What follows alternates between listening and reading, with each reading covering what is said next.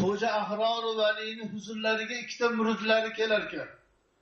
Bir muridlari dehqon, bir muridlari savdogar, tijoratchi ekan. Ziyoratdan ketayotganlarida duo qilar ekanlar dehqonga, tan joning sog' bo'lsin deb. Savdogarga duo qilar ekan, hamyoningga Alloh baraka bersin, puling ko'paysin.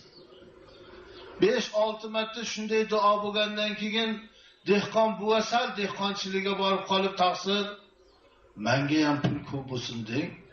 Hadeb savdogarga puling ko'p bo'lsin deysiz, menga taning sog' bo'lsin deysiz.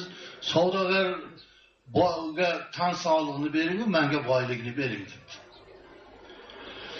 Valini dili ranjidimi, Allohga to'g'ri kelmadimi so'z, dehqon buva uyiga qaytayotib mazasi qochdi. Zahar tan qiladi, yozila olmaydi. Otdan tushdi, otga chiqdi, otdan tushdi, otga chiqdi, o'zi bilan o'zi ovora bo'lib qoldi. Boshqa narsa kerak emas endi. Uyiga ham keldi, harakat qiladi, yozila olmaydi. Zahar badanga tarqab ketyapti. Bir payt o'g'li kirib keldi, ota bu pulni qarang, bir so'mdan sotayotgan narsam 10 so'mdan olishdi, pulni qarang. Yo'qot pulingni, men yozila olmayapman, menga pulni ko'rsatasan, yo'qot.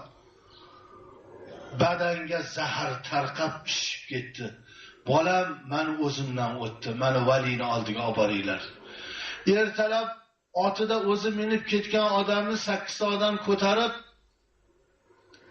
valini oldiga olib bordilar. Hazrat, hech narsa kerak emas, bitta duo qiling, yozilib olay, zahar chiqib ketsin. Menga hech narsa kerak emas. Dunyo ko'zga qorong'u ko'rindi.